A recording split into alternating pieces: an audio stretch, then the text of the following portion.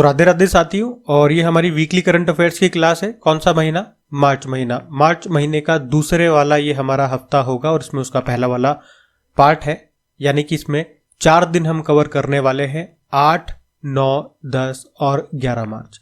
इसके सारे important question मैं यहाँ पे आपको कवर कराऊंगा। जो भी इंपॉर्टेंट पॉइंट्स होंगे वो भी साथ में यहाँ पे डिस्क्राइब करूंगा। कोई भी क्वेश्चन में छोड़ने वाला नहीं हूँ। यही कारण है कि हम वीकली को 2 पार्ट में लेकर के आते हैं, ताकि वीडियो भी छोटा बने और सारे इंपॉर्टेंट क्वेश्चन भी हम कवर कर लें विद इंपॉर्टेंट पॉइंट्स। बाकी वीडियो खत्म होने के बाद में इनकी प्रैक्टिस के लिए क्विज में अपलोड कर देता हूँ। क्विज आप अपनी क्रिक एग्जाम एप्लीकेशन में जाकर के लगा सकते हैं। तो चलिए स्टार्ट करते हैं आज की क्लास बिना टाइम वेस्ट करें। तो और ये जो क्वेश्चन है ना, ये मोस्ट इंपॉर्टेंट क्वेश्चन मार्क कर लेना आप। क्या है प्रश्न कि अभी पहली महिला विधि सचिव लॉ सेक्रेटरी के रूप में अभी किसे नियुक्त किया गया है? तो इसका सही उत्तर हो जाएगा अंजू राठी राणा को। अंजू राठी राणा, याद रखना, ये अभी कानून सचिव या विधि सचिव बोल दो या लॉ सेक्रेटरी बोल दो, ये बन गई है और इस पद पर आने वाली ये पहली महिला है, इसीलिए प्रश्न इंपॉर्टेंट होता है। वैसे अगर पूछे इन्होंने किनका स्थान लिया, तो नितेन चंद्रा का उन्होंने स्थान लिया है। काम क्या होगा इनका? कानूनी और संवैधानिक मामलों पर केंद्र सरकार को सलाह देना। अच्छा, पहली महिलाओं से संबंधित कुछ इंपॉर्टेंट या अपॉइंटमेंट्स में आपको और रिवाइज करा दूं। तनुष्का सिंह हमने पढ़ा था अभी, भारतीय वायुसेना की जगुआर स्क्वाड्रन की पहली महिला पायलट बनी है। और जयसिंता कल्याण आप जानते हो, भारत की पहली महिला पिच क्यूरेटर है। और आरती सरीन सशस्त्र सेना चिकित्सा सेवा की पहली महिला डायरेक्टर जनरल, महिला महानिदेशक बनी थी, डायरेक्टर जनरल बनी थी। अच्छा, लॉ से याद आता है, हमारे लॉ एंड जस्टिस मिनिस्टर यानी कि विधि और न्याय मंत्रालय के मंत्री कौन है? अर्जुन राम मेघवाल है, ये भी याद रखना।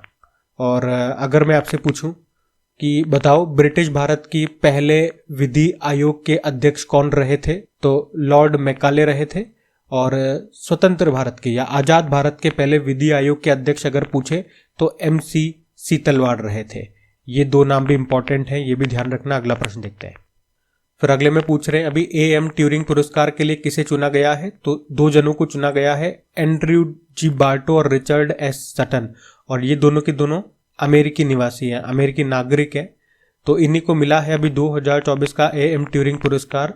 ये जो AM ट्यूरिंग पुरस्कार है ना, इसे कंप्यूटिंग में नोबेल पुरस्कार के रूप में जाना जाता है। पुरस्कार के रूप में इन दोनों को $1 मिलियन की राशि मिली है।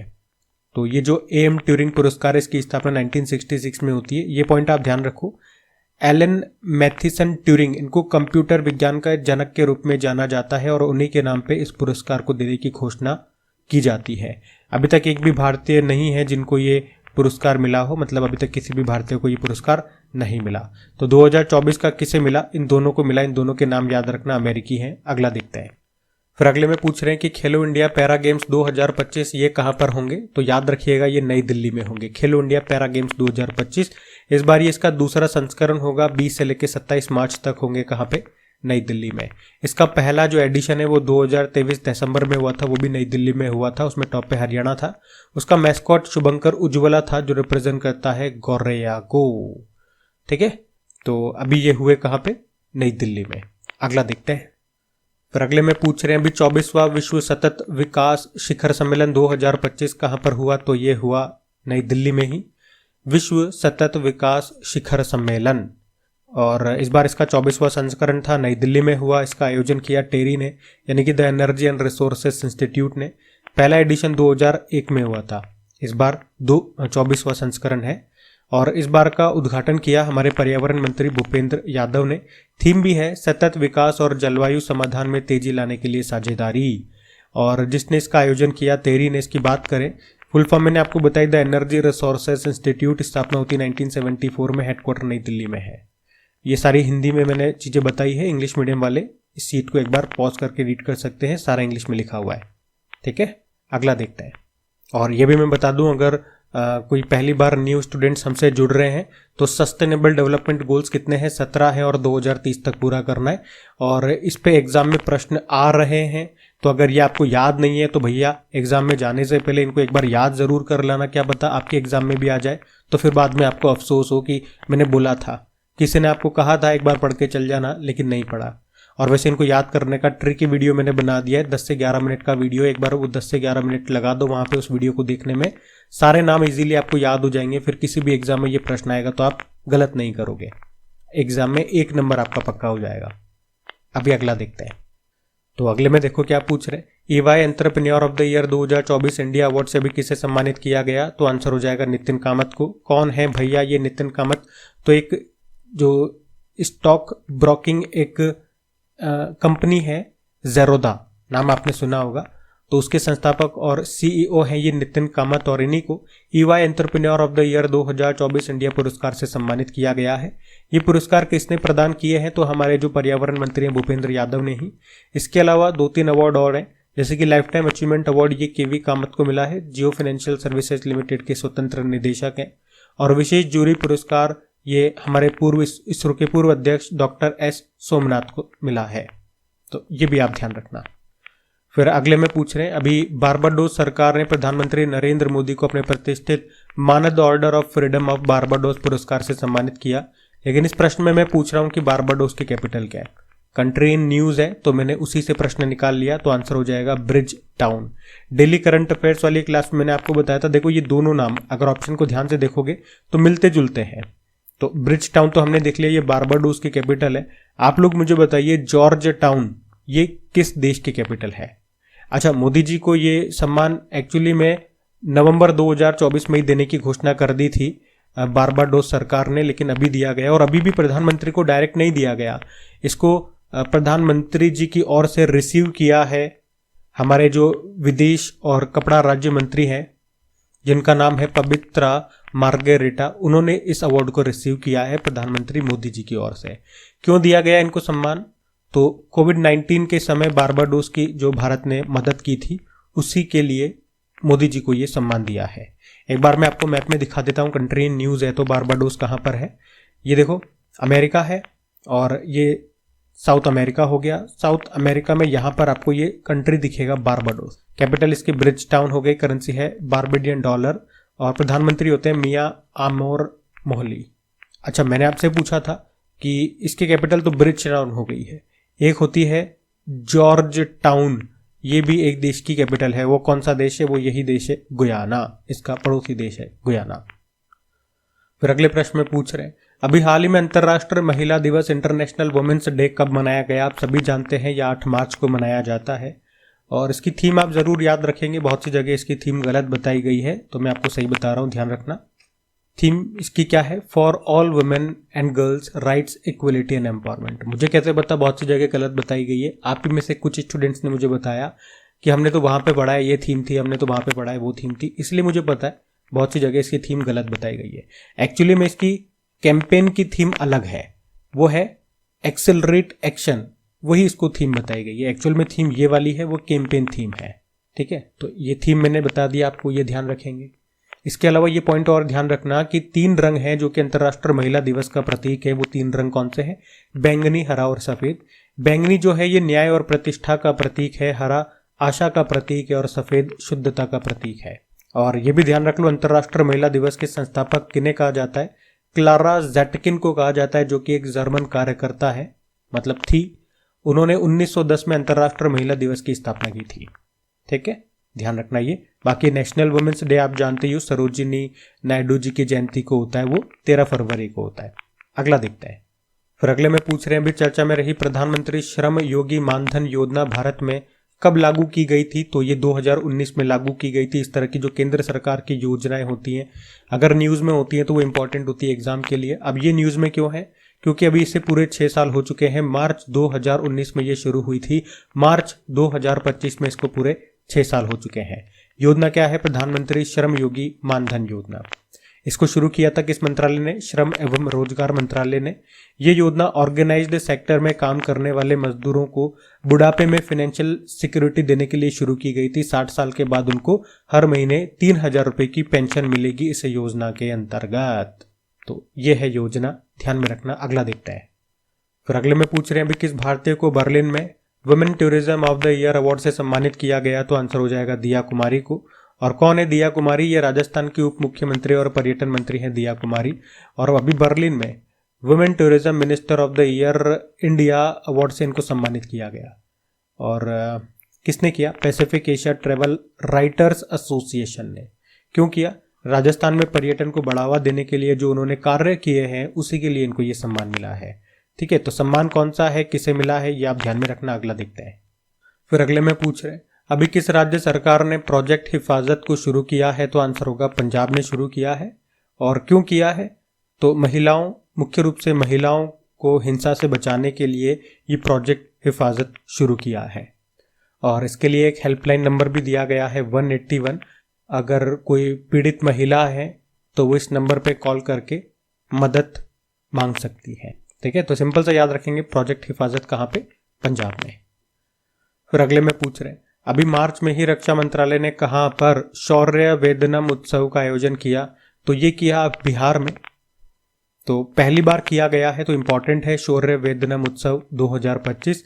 इसका आयोजन रक्षा मंत्रालय ने किया। कहां पे, बिहार के पूर्वी चंपारण जिले के मोतिहारी शहर में। तो है क्या, इस उत्सव में हुआ क्या, इसमें सैन्य प्रदर्शनी का आयोजन किया गया। भारतीय सशस्त्र बलों के घातक हथियारों की यहाँ पे प्रदर्शनी लगाई गई। और ऐसा करने का मुख्य उद्देश्य क्या है, देश के सशस्त्र बलों को जनता के करीब लाना और युवाओं को भारतीय रक्षा बलों में शामिल होने के लिए प्रेरित करना। इस उत्सव का उद्घाटन किया था बिहार के राज्यपाल गवर्नर आरिफ मोहम्मद खान ने। ठीक है, तो याद रखना, ये इंपॉर्टेंट है। अगला देखते हैं। फिर अगले में पूछ रहे हैं एक अभ्यास है ट्रोपिक्स अभ्यास। इसका आयोजन ये कहाँ पे किया गया, तो हिंद महासागर में किया गया इसका आयोजन। और ट्रोपिक्स की फुल फॉर्म होती है theatre labour operational readiness exercise. ये भारतीय नौसेना का सबसे बड़ा बाई एनियल मैरीटाइम अभ्यास है। बाई एनियल मतलब होता है 2 साल में एक बार। द्विवार्षिक जिसे आप कहते हो, द्विवार्षिक ये समुद्री अभ्यास है, हर 2 साल में एक बार होता है। तो अभी कहाँ पे हुआ, हिंद महासागर क्षेत्र में ही होता है ये। इसका आयोजन करती है भारतीय नौसेना। वैसे इसमें पार्टिसिपेट किया है भारतीय थल सेना ने, वायुसेना ने और हमारे तटरक्षक बल ने। ठीक है, पहली बार 2003 में हुआ था। नौसेना प्रमुख हमारे कौन है, दिनेश कुमार त्रिपाठी है। और नौसेना दिवस हम हर साल 4 दिसंबर को मनाते हैं, ध्यान रखना ये। अगला देखते हैं। फिर अगले में पूछ रहे हैं अभी किसने 6वीं एशियाई महिला कबड्डी चैंपियनशिप 2025 को जीत लिया है, तो आंसर होगा इसका भारत ने जीत लिया। एशियन वुमेन्स कबड्डी चैंपियनशिप 2025 की हम बात कर रहे हैं, इस बार ये इसका 6ठा एडिशन हुआ। और बात करें अगर ये हुआ कहाँ पे, तो ईरान के तेहरान में हुआ अभी मार्च में ही। और इसको भारत ने जीत लिया है, 5वीं बार जीत लिया। इस बार भारत ने ईरान को हराया। आप कहोगे 6 बार हुआ, 6ठा एडिशन है, 6 में से 5 बार तो भारत ने जीत लिया है। तो प्रश्न ये बन सकता है कि वो कौन सी बार है जब इसको भारत ने नहीं जीता था। ठीक है, वो आपको ध्यान रखना होगा। तो पूरी लिस्ट आपके सामने है। पहली बार 2005 में हुआ था, ये भारत में ही, भारत ने जीता था, जामात को हराया था। बाकी तब से आप देखोगे हर बार भारत ने जीता है, केवल ये एक बार भारत ने नहीं जीता था। ये चौथा संस्करण जो कि 2016 में हुआ था साउथ कोरिया में। साउथ कोरिया ने जीता था थाईलैंड को हरा करके। ठीक है, बाकी सारे टाइम भारत ने जीता है, पूरा आप देख सकते हैं। ये भी 6ठा संस्करण भी भारत ने जीत लिया। ठीक है, ध्यान रखना। अगला देखते हैं। फिर अगले में पूछ रहे हैं जन औषधि दिवस कब मनाया जाता है, तो ये हर साल 7 मार्च को मनाया जाता है जन औषधि दिवस के रूप में। और इस बार ये 7वां जन औषधि दिवस मनाया गया। जो जन औषधि सप्ताह होता है 1 से लेकर 7 मार्च तक होता है। अच्छा, जन औषधि दिवस जो इस बार हमने मनाया उसकी थीम क्या है, दाम कम दवाई उत्तम। तो जेनेरिक दवाओं के बारे में जागरूकता बढ़ाने के लिए, जो सस्ती होती है लेकिन क्वालिटी वाली होती है, तो उसके बारे में जागरूकता फैलाने के लिए इसको मनाया जाता है। अगर पूछे भारत के बाहर पहला जन औषधि केंद्र कहां पर खुला था, तो आपको सबको पता है, मॉरिशस आंसर हो जाएगा। हमारे जो विदेश मंत्री थे ना, सुब्रमण्यम जयशंकर, जब वहां पे गए थे तो उन्होंने ही इसका उद्घाटन किया था, ध्यान रखना। अगला देखते हैं। फिर अगले में पूछ रहे हैं अभी किस बैंक ने प्रोजेक्ट हक को लॉन्च किया है, तो इसको किया है HDFC बैंक ने। यहाँ पे हक का मतलब हो गया हवाई अनुभव कल्याण केंद्र। तो ये जो प्रोजेक्ट है जिसको HDFC ने शुरू किया, इसका नाम है प्रोजेक्ट हक। तो आप कह सकते हो मुख्य रूप से ये भारतीय वायुसेना के पेंशन भोगियों को, पूर्व सैनिकों और उनके परिवारों की सहायता करने के लिए ये प्रोजेक्ट शुरू किया है HDFC बैंक ने। HDFC बैंक की बात करें, स्थापना होती है 1994 में। मुंबई में मुख्यालय है। अतनु चक्रवर्ती इसके चेयरमैन है और टैगलाइन होती है वी अंडरस्टैंड योर वर्ल्ड। ठीक है, और इससे याद आएगा लक्षद्वीप में ब्रांच खोलने वाला पहला प्राइवेट बैंक भी यही है, HDFC बैंक। ठीक है, अगला देखते हैं। फिर अगले में पूछ रहे अभी ग्लास सीलिंग इंडेक्स 2025 में टॉप कंट्री कौन सा रहा है, तो इसका सही उत्तर हो जाएगा स्वीडन। देखो, डेली करंट अफेयर्स वाली क्लास में जब ये प्रश्न मैंने आपको बताया था तो मैंने कहा टॉप पे स्वीडन है, फिर आइसलैंड है, फिर फिनलैंड है। बहुत सारे स्टूडेंट्स ने, बहुत सारे तो नहीं है, कुछ एक स्टूडेंट्स ने कमेंट करके बताया कि उन्होंने कहीं और भी क्लास लेते हैं वो, तो वहाँ पे उनको कुछ और बताई गई रैंकिंग, फ्रांस वगैरह ये टॉपर बताए गए। तो वैसे तो मैंने वहाँ पे भी आपको बताया था, ये पूरा देखो मैं आपको पूरी रैंकिंग बता रहा हूँ। इसके अलावा फिर भी अगर किसी स्टूडेंट को डाउट है कि हमने तो नहीं वहाँ पे ऐसा पढ़ा है, मैं आपको लिंक भी दे दूंगा, आप मुझे कमेंट करना, मैं आपको लिंक दे दूंगा, खुद जा करके आप पूरा आर्टिकल रीड कर लेना, तो आपको यही रैंकिंग मिलेगी, क्योंकि अपनी मर्जी से तो मैं बता नहीं रहा हूँ, है ना। तो अभी आप ध्यान रखेंगे, ग्लास सीलिंग इंडेक्स के बारे में हम बात कर रहे हैं। किसने जारी किया? द इकोनॉमिस्ट ने इसको जारी किया है। अच्छा, ये बताता क्या है? तो इसमें कामकाजी महिलाओं के लिए सबसे अच्छे और सबसे खराब देशों की तुलना करके रैंकिंग जारी की जाती है, तो उस हिसाब से यह रैंकिंग है। स्वीडन टॉपर है, इसका मतलब वर्किंग वुमेन्स के लिए ये सबसे अच्छा देश है, फिर आइसलैंड, फिर फिनलैंड। इस तरह से टोटल 29 देशों को इस सूची में शामिल किया। भारत पूछोगे भारत इसमें कौन से स्थान में है, तो भारत को इसमें शामिल नहीं किया, ठीक है। तो ये ध्यान में रखना। इंडेक्स किसने जारी किया, क्या है, मैंने आपको बता दिया। और टॉप 3 अगला देखता है। फिर पूछ रहे हैं अभी, मुशफिकुर रहीम ने ओडीआई क्रिकेट से संन्यास ले लिया, किस देश के खिलाड़ी हैं? तो आंसर होगा बांग्लादेश से। जब बांग्लादेश आईसीसी चैंपियंस ट्रॉफी से बाहर हो गई थी, उसके बाद इन्होंने ओडीआई क्रिकेट से रिटायरमेंट ले लिया। इसी तरह से आपने देखा होगा अभी ऑस्ट्रेलिया के स्टीव स्मिथ ने भी रिटायरमेंट ले लिया था ओडीआई क्रिकेट से। अगला देखते हैं। अगले में पूछ रहे हैं अभी, एआई कोश नाम से एक प्लेटफॉर्म है, इसको किस मंत्रालय ने लॉन्च किया? तो इलेक्ट्रॉनिक्स एंड आईटी मिनिस्ट्री ने इसको लॉन्च किया है। एक्चुअली में हमारे आईटी मिनिस्टर है अश्विनी वैष्णव, अभी इन्होंने नई दिल्ली में ही इंडिया एआई कंप्यूट पोर्टल और डेटा सेट प्लेटफॉर्म है एआई कोश, इनको लॉन्च किया है। तो क्या करेंगे ये? तो एआई कोश जो प्लेटफॉर्म है ये भारतीय एआई मॉडल को डेवलप करने और ट्रेनिंग देने में मदद करेगा, जबकि इंडिया एआई कंप्यूट पोर्टल जो है इसके जरिए जो रिसर्चर्स होते हैं, जो स्टार्टअप्स हैं या सरकारी एजेंसियां हैं, वो रिसर्च और परीक्षण यानी कि ट्रेनिंग के लिए सब्सिडी वाले जीपीयू को एक्सेस कर सकते हैं इस पोर्टल के थ्रू। जीपीयू मतलब हो गया ग्राफिक्स प्रोसेसिंग यूनिट, ये एआई के उपयोग के लिए शक्ति प्रदान करता है। अच्छा, बात करें इंडिया एआई मिशन, याद रखना ये कब लॉन्च हुआ था? मार्च 2024 में। इसके लिए बजट रखा गया है 10,371.92 करोड़ रुपए का अगले 5 सालों के, ठीक है। ये भी थोड़ा सा डेटा याद रखना। अगला देखते हैं। देखो फिर अगले में पूछ रहे हैं अभी, अस्त्र MK3 मिसाइल का नाम बदल दिया गया। नाम बदल के क्या कर दिया गया? गांडीव कर दिया गया। गांडीव क्या है? महाभारत में पार्थ यानी कि अर्जुन के धनुष का नाम था गांडीव, तो उसी के नाम पे अस्त्र MK3 मिसाइल का नाम रखा गया है। अस्त्र MK3 मिसाइल की अगर बात करें तो ये beyond visual range air to air missile है, हवा से हवा में मार करने वाली एक beyond visual range. Beyond visual range मतलब हो गया जहां तक आप देख सकते हो ना, उससे भी आगे। डेवलप किया इसको डीआरडीओ ने और इसका निर्माण कर रहा है भारत डायनामिक्स लिमिटेड। मैक्सिमम इसकी रेंज की आप बात करोगे तो 340 किलोमीटर है, और इसी का नाम अभी गांडीव कर दिया गया, ये आप ध्यान रखिएगा। अगला देखते हैं। फिर अगले में पूछ रहे हैं अभी, भारत की पहली एक्टिव फार्मास्यूटिकल इंग्रेडिएंट्स और ग्रीन हाइड्रोजन और 2G इथेनॉल की एकीकृत विनिर्माण सुविधा ये कहां पर स्थापित होगी? तो आंसर हो जाएगा हिमाचल प्रदेश में। तो याद रखिएगा ये भारत की पहली एकीकृत विनिर्माण सुविधा है। एकीकृत विनिर्माण सुविधा मतलब इंटीग्रेटेड मैन्युफैक्चरिंग फैसिलिटी, मतलब एक साथ इनका यहाँ पर उत्पादन होगा और इसमें निवेश होगा इसके लिए 1400 करोड़ रुपए का। इसके लिए हिमाचल प्रदेश सरकार ने Messrs spray engineering device limited company के साथ समझौता किया है। तो प्रश्न क्या था हमारा? प्रश्न देख लो एक बार। भारत की पहली है ये active pharmaceutical ingredients, green hydrogen और 2G इथेनॉल की एकीकृत विनिर्माण सुविधा स्थापित होगी हिमाचल प्रदेश में। यही हमारा प्रश्न था और हिमाचल प्रदेश का लक्ष्य है 2026 तक देश का पहला हरित ऊर्जा राज्य बनना। अगला देखते हैं। फिर अगले में पूछ रहे हैं भी, राष्ट्रीय पशुधन मिशन के तहत गो समृद्धि मवेशी बीमा योजना ये कहाँ शुरू हुई? ये केरल में शुरू हुई है। केरल सरकार ने अभी एर्नाकुलम में ये गो समृद्धि मवेशी बीमा योजना को शुरू किया। किसानों के लिए है, किसानों के जो मवेशी होते हैं जिनसे वो दूध निकालते हैं, जैसे कि गाय हो गया, भैंस हो गई, ठीक है। तो अगर इन्होंने कहा कि आपके गाय भैंस की अगर मृत्यु हो जाती है तो उस केस में बीमा ये कवर करेगा। अगर वो दूध देना कम कर देती है तो उस केस में भी बीमा कवर करेगा, ठीक है। तो इस तरह से उनको होने वाले नुकसान से बचाएगा। तो गौ समृद्धि मवेशी बीमा योजना केरल में शुरू हुई, ये याद रखना। फिर अगले में पूछ रहे हैं अभी, बेंगलुरु सिटी यूनिवर्सिटी का नाम बदलकर किनके नाम पे रखा गया है? तो डॉक्टर मनमोहन सिंह जी के नाम पे रखा गया है। मनमोहन सिंह जी अभी दिसंबर में इनका निधन हो गया था। ये भारत के 14वें नंबर के प्रधानमंत्री थे। पद्म भूषण इनको मिल चुका है। कब मिला था? 1987 में मिला था। ये वैसे आरबीआई के गवर्नर भी रह चुके हैं, 15वें नंबर के गवर्नर है। आपके लिए होमवर्क प्रश्न आ गया मेरे लाल।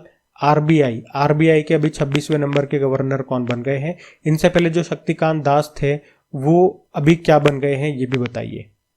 और ये भी बताओ कि मनमोहन सिंह जी की जो ऑटोबायोग्राफी है उसका नाम क्या है। ठीक है, 3 प्रश्न पूछ लिए मैंने आपसे।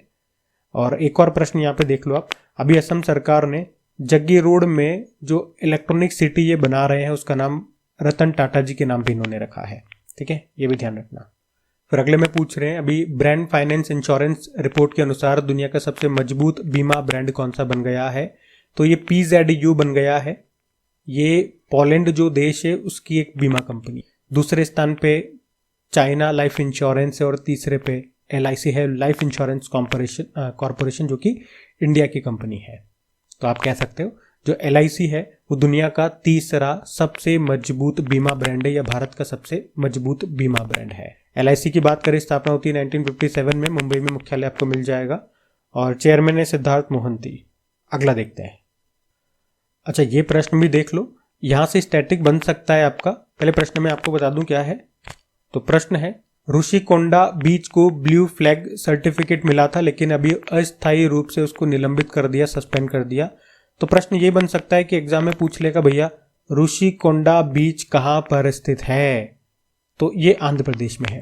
अब आप समझ गए ना, एग्जाम में अगर इस तरह का स्टैटिक प्रश्न आता है तो वो क्यों आया होगा? क्योंकि वो किसी न किसी कारण से करंट अफेयर्स में बना हुआ है। और क्यों बना हुआ है? क्योंकि इसे कुछ समय पहले जो ब्लू फ्लैग सर्टिफिकेट मिला था उसे अभी अस्थायी रूप से टेम्परेरीली सस्पेंड कर दिया है। अच्छा, पहले तो हम बात कर लें ये जो ब्लू फ्लैग सर्टिफिकेट है ये देता कौन है? तो डेनमार्क स्थित एक संस्था है, फाउंडेशन फॉर एनवायरमेंटल एजुकेशन, उसके द्वारा ये दिया जाता है। और ये दर्जा कुछ निर्धारित मानकों पर खरा उतरने के लिए दिया जाता है, जैसे कि तटों को, जो समुद्री तट हैं, जो बीच है उसको पर्यावरण अनुकूल बनाना है, उसके लिए तट को प्लास्टिक और कचरा मुक्त बनाना होगा, सॉलिड वेस्ट मैनेजमेंट करना होगा। तो ये सब चीजें आती है, क्योंकि जब तट साफ सुथरे होंगे तो ही तो वहां पे पर्यटक आएंगे, पर्यटन को बढ़ावा मिलेगा, इसके लिए ऐसा किया जाता है। अच्छा, इससे ये सर्टिफिकेट क्यों ले लिया? क्योंकि 3 कारण बताए गए। एक तो यहाँ पे पार्किंग की समस्या है, पर्यटन आएगा तो पार्किंग अपनी गाड़ियां कहाँ पार्क करेगा। यहाँ की सिक्योरिटी कमजोर है, पर्यटकों की चीजें चोरी हो जाती है, सिक्योरिटी रीजन बताया गया। और यहाँ पे आसपास के जो आवारा कुत्ते हैं, स्ट्रे डॉग्स, वो भौंकते रहते हैं, पब्लिक को काट लेते हैं, उनके पीछे बढ़ जाते हैं। तो ये समस्याएं हैं, इसका समाधान कर लेंगे, फिर इनको ये वापस से दे दिया जाएगा। ऐसी कोई खतरे वाली बात नहीं है, लेकिन अभी ये न्यूज में है तो मैंने आपको बता दिया, ध्यान रखना। देखो फिर अगले में क्या पूछ रहे हैं। अभी रिपोर्ट भी आई है एक, जिसके अनुसार डिजिटल उपयोगकर्ता खर्च के मामले में भारत कौन से स्थान पर है? तो इस मामले में भारत 28वें स्थान पर है। अब रिपोर्ट का नाम है साइड रिपोर्ट। साइड मतलब हो गया state of India's digital economic report. Actually में इन्होंने बताया कि जो भारत है ना, वो अमेरिका और चाइना के बाद दुनिया की तीसरी सबसे बड़ी डिजिटल इकोनॉमी है। डिजिटल इकोनॉमी आप कह सकते हो, मतलब हम बहुत सारे लोग हैं, आप जानते हो जनसंख्या के मामले में नंबर 1 आ गए। सबके पास डिजिटल करेंसी रखी हुई है। आपके पास भी फोन पे होगा, मेरे पास भी है, इसके बाद भारत पे होगा, पेटीएम होगा। तो डिजिटली हमारे पास पैसा है, हमारे वॉलेट में पैसा रखा हुआ है, लेकिन हम उस पैसे को खर्च नहीं कर रहे हैं। जैसे कि हम दुकान पे गए, हम सब्जी वाले के पास गए, हम टेम्पू में गए, हमने कहा कि भैया ये डिजिटली पैसा ले लो, तो उसने कहा कि अरे भैया कैश दे दो, मेरे पास QR नहीं है। या हमारी इच्छा नहीं हुई, हमने नहीं करा, अरे लो भैया लो 5 रुपये पकड़ो, 3 रुपये पकड़ो। तो डिजिटली हम पैसा खर्च कम कर रहे हैं। उस मामले में इन्होंने कहा कि भारत 28वें नंबर पर है। वैसे डिजिटली इकोनॉमी के मामले में तो भारत 30वें स्थान पर है, 3rd नंबर पर है। बात समझ में आ रही है आपको? अच्छा, इसको जारी किसने किया? Indian council of research on international economic relations ने। तो ये क्या था, थोड़ा सा मैंने आपको एक्सप्लेन कर दिया, ध्यान रखना। अगला देखते हैं। फिर इंपॉर्टेंट प्रश्न मार्क करना है इसको। क्या है कि अभी ICC चैंपियंस ट्रॉफी 2025 इसका खिताब किसने जीत लिया? आप सबको पता है, भारत ने ये खिताब जीत लिया है। ICC चैंपियंस ट्रॉफी की बात कर रहे हैं, नवा एडिशन था और अभी पाकिस्तान ने इसको होस्ट किया था, लेकिन भारत के जितने भी मैचेस है वो दुबई UAE में हुए थे और फाइनली इसको जीत लिया भारत ने, तीसरी बार जीत लिया है। यहाँ पे भारत ने न्यूजीलैंड को हराया। Player of the match Rohit Sharma थे, player of the tournament Sachin Ravindra थे। थोड़ा सा मैं आपको बता दूं कि इससे पहले भारत कब कब इसको जीत चुका है, भारत एक बार इसको होस्ट भी कर चुका है। तो पहले तो आप ये देखो, भारत कब कब जीत चुका है। तो विनर्स की कैटेगरी में आप देखोगे तो ये रहा एक बार भारत और ये रहा एक बार भारत, यानी कि 2002 में जब ये श्रीलंका में हुआ था तब भारत ने इसको जीता था। उस वक्त श्रीलंका और भारत दोनों को संयुक्त रूप से विजेता घोषित किया गया था। उसके बाद 2013 वाला जो हुआ था इंग्लैंड और वेल्स में, तब भी भारत जीता था इंग्लैंड को हरा करके। और अभी लेटेस्ट 2025 वाला नवा संस्करण जो पाकिस्तान यूएई में हुआ उसको भी भारत ने जीत लिया है। इस बार का रनर अप जरूर याद रखना न्यूजीलैंड। वैसे भारत एक बार इसको होस्ट भी कर चुका है, 2006 में भारत ने इसको होस्ट किया था। और याद रखना अब जो अगला वाला होगा 10वां संस्करण होगा 2029 में, उसको भी भारत होस्ट करेगा। ठीक है, सारी बातें मैंने आपको बता दी। इसके अलावा और भी कुछ प्रश्न बन सकते हैं यहाँ से जो आपके एग्जाम में पूछे जा सकते हैं, हर तरह के प्रश्न, उस पर मैंने आपका क्विज तैयार कर दिया है। आप अपनी क्रैक एग्जाम एप्लीकेशन, ये रही अपनी क्रैक एग्जाम एप्लीकेशन, इसको इंस्टॉल कर लीजिए। और इंस्टॉल है तो फ्री क्विजेज वाले सेक्शन में जाइएगा, वहाँ पे आपको आईसीसी चैंपियंस ट्रॉफी पे जितने भी इंपॉर्टेंट मेरे ख्याल से 17-18 क्वेश्चन है वो मैंने आपको वहाँ पे करवा दिए, तो उसे आप लगा लीजिए ताकि यहाँ से कोई भी प्रश्न अगर पूछे एग्जाम में तो आपका गलत ना हो। एप्लीकेशन को गूगल प्ले स्टोर से भी आप इंस्टॉल कर सकते हैं।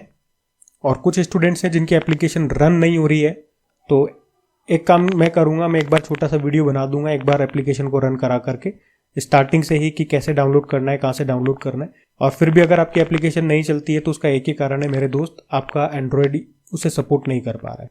और उसे चेक करने का एक ही आपके पास तरीका है, अपने घर में कोई दूसरा, मम्मी का, पापा का, भाई बहन, किसी का भी मोबाइल लीजिए, उसमें अपना ये एप्लीकेशन इंस्टॉल कीजिए और उसमें चला के देखिए और फिर देखिए उसमें चल रहा है या नहीं चल रहा।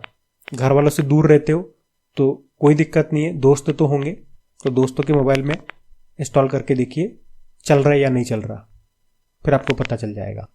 ठीक है, अभी अगले प्रश्न की ओर देखते हैं।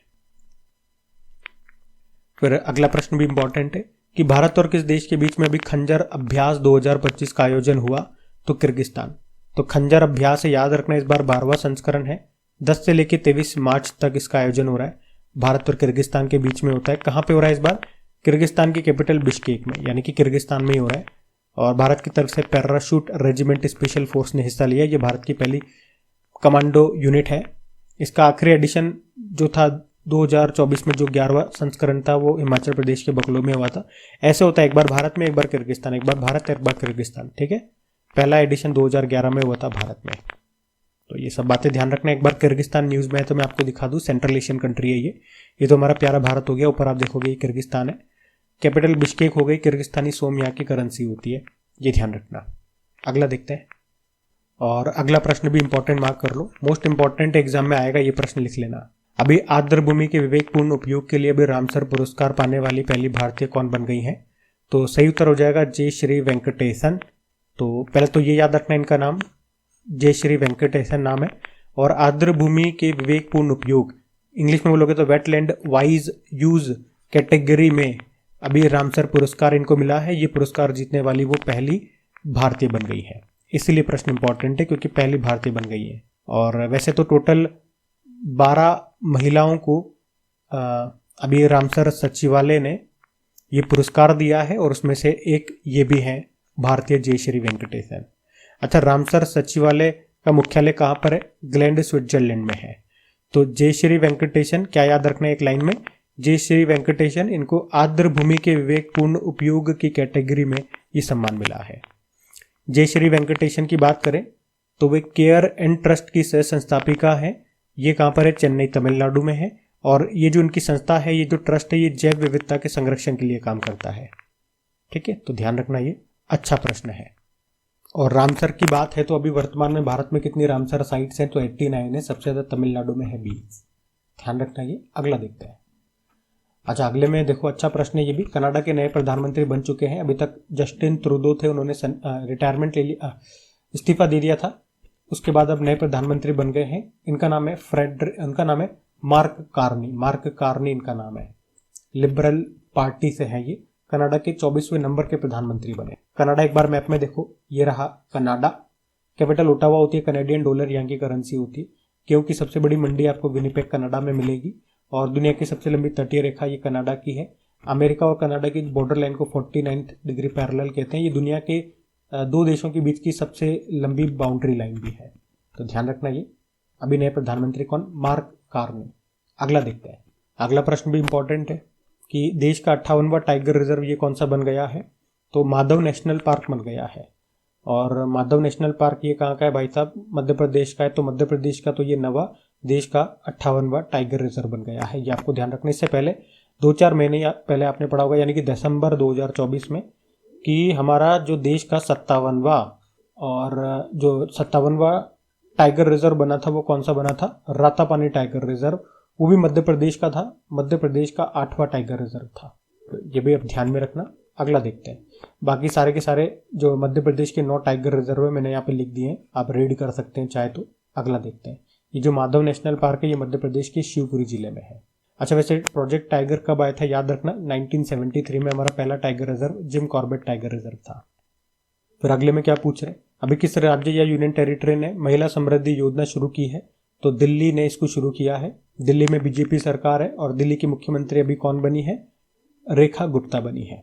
तो अब इन्होंने कहा कि जो गरीब तबके की महिलाएं होती हैं उन्हें हर महीने 2500 रुपये की वित्तीय सहायता दी जाएगी। और इसमें भी कौन सी महिलाएं? जिनकी उम्र 18 से लेकर 60 वर्ष के बीच है, उनकी जो परिवार की वार्षिक आय है 3 लाख से कम होनी चाहिए, और इससे पहले वो किसी भी दूसरी सरकारी वित्तीय सहायता योजना का हिस्सा नहीं है, उसका लाभ नहीं ले रही है, वही इसका लाभ उठाएं। महिला समृद्धि योजना दिल्ली ने शुरू की, याद रखना। अगला देखते हैं। देखो अगले में क्या पूछ रहे हैं। अभी अंतर्राष्ट्रीय महिला न्यायाधीश दिवस, इंटरनेशनल वुमेन जजेस डे मनाया जाता है। कब? 10 मार्च को मनाया जाता है। पहली बार इसको 2022 में मनाया गया था, तो ज़्यादा पुराना दिवस नहीं है, इंपॉर्टेंट है, ध्यान में रखना इसको। अगले में पूछ रहे हैं HPCL, Hindustan petroleum corporation limited, जो कि ONGC की सहायक कंपनी है, इसके नए अभी CMD कौन बन गए? तो ये बन गए हैं विकास कौशल। इन्होंने स्थान लिया है रजनीश नारंग का। तो विकास कौशल, एक तो एक्टर है विक्की कौशल, ठीक है, तो उससे याद रह जाएगा विकास कौशल। HPCL के ये अभी नए CMD बन गए। तो इस तरह के प्रश्न सारे वन लाइनर ही होते हैं। और मैंने आपको वैसे ही बताया, अपनी जो वीकली क्लास हो गई, जो मंथली क्लास हो गई, उसमें मैं सारे इंपॉर्टेंट क्वेश्चन ही लेकर के आता हूँ, और जो इंपॉर्टेंट पॉइंट होता है ना वही मैं आपको समझाता हूँ, वरना मैं यहाँ पे डिटेल्ड एक्सप्लेनेशन नहीं देता हूँ जैसे डेली करंट अफेयर्स में होता है। लेकिन जो खास इंपॉर्टेंट पॉइंट जो आपको ध्यान रखने चाहिए वो एक बार मैं आपको बता देता हूँ कि भाई ये बातें हैं, ये ध्यान रख लो इनसे संबंधित। बाकी जिस जगह ये इंपॉर्टेंट पॉइंट बताने नहीं होते वहाँ पे क्वेश्चन बता देता हूँ और आंसर बता देता हूँ और हम आगे बढ़ जाते हैं। वैसे इसके बाद एक सुपर फास्ट रिवीजन आता है, उसमें तो सारे इंपॉर्टेंट क्वेश्चन का हम वन लाइनर फॉर्मेट में कवर करते हैं। क्वेश्चन देखते हैं, आंसर देखते हैं, क्वेश्चन देखते हैं, आंसर देखते हैं, ठीक है। अभी देखो ये भी वन लाइनर क्वेश्चन की तरह ही है। जैसे कि फेडरल बैंक ने अभी किसे अपना पहला ब्रांड एम्बेसडर बनाया है, तो विद्या बालन को। लेकिन वीकली मंथली में एक फायदा ये हो जाता है, अगर कोई इस तरह के प्रश्न आते हैं ना जिसमें क्वेश्चन और आंसर देखना होता है, लेकिन अगर कोई स्टैटिक बात होती है तो वो भी मैं आपको बता देता हूँ, वहाँ ऐसा नहीं होता। अब देखो फेडरल बैंक आ गया, तो स्थापना होती है 1931 में, अलवा केरल में मुख्यालय है, MD CEO KVS मेनन है, टैगलाइन होती है योर परफेक्ट बैंकिंग पार्टनर। फिर अगले में क्या पूछ रहे हैं, चापचारकुट महोत्सव ये कहाँ पे मनाया जाता है, तो आंसर हो जाएगा मिजोरम में मनाया जाता है। मिजोरम का सबसे बड़ा और सबसे महत्वपूर्ण त्यौहार है ये चापचारकुट महोत्सव। ये मार्च के पहले सप्ताह में मनाया जाता है, इस बार हमने इसको 7 मार्च को मनाया है। झूम खेती के खत्म होने के बाद इसको मनाया जाता है, मिजो कम्युनिटी के द्वारा मनाया जाता है। ये इंपॉर्टेंट है, कई बार एग्जाम में ये पूछा जा चुका है, तो ध्यान रखिएगा। अगला देखते हैं। बाकी आप ये देख लो, हमारा प्यारा भारत, और यहाँ पर आपको मिलेगा मिजोरम। कैपिटल एजॉल होती है, करेंसी है लाल दुहोमा, और गवर्नर है VK सिंह। एक तो यहाँ पे चापचारकुट महोत्सव और एंथोरियम महोत्सव, ये दोनों इंपॉर्टेंट हैं, ध्यान रखना। उसके अलावा ये भी अच्छा प्रश्न है, आईफा अवार्ड्स अभी हुए, आईफा अवार्ड्स, इसमें बेस्ट फिल्म का अवार्ड किसे मिला, तो इसका तो उत्तर हो जाएगा लापता लेडीज। लेकिन आईफा अवार्ड से आप ये जरूर याद रखना, एक प्रश्न ऐसे भी बन सकता है।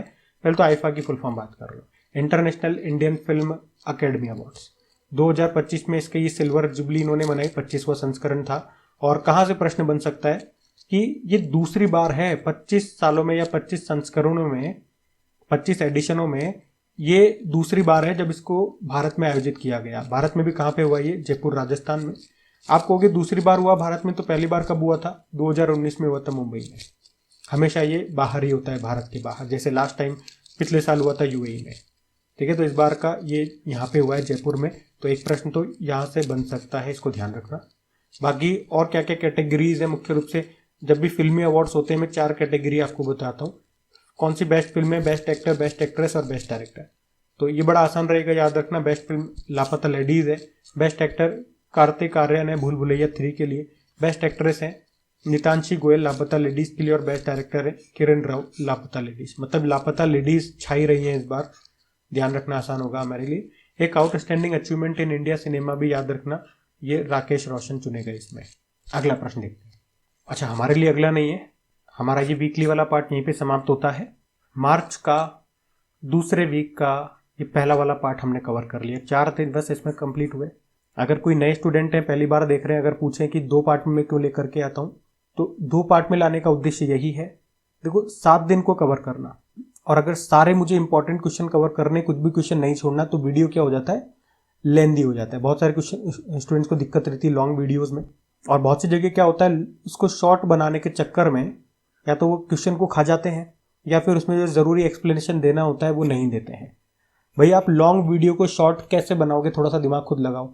या तो आप क्वेश्चन कम कर दो, अगर क्वेश्चन ज़्यादा हो रहे हैं, इंपॉर्टेंट हैं, देना ज़रूरी है, लेकिन आपको मजबूरी है वीडियो को शॉर्ट रखना है, तो क्वेश्चन आपको गायब करने पड़ेंगे, या उसमें जो इंपॉर्टेंट एक्सप्लेनेशन है वो आप मत दो, और दोनों ही केस में आपका नुकसान है।